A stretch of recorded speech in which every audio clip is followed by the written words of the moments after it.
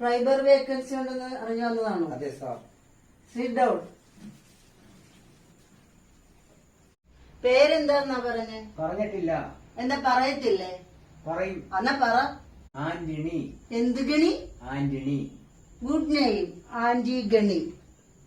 ശ്രദ്ധിക്കുക, സാധാരണ ഇന്റർവ്യൂ ചെയ്യുന്നവരെ പോലെയല്ല ഞാൻ ഇന്റർവ്യൂ ചെയ്യുന്നത്.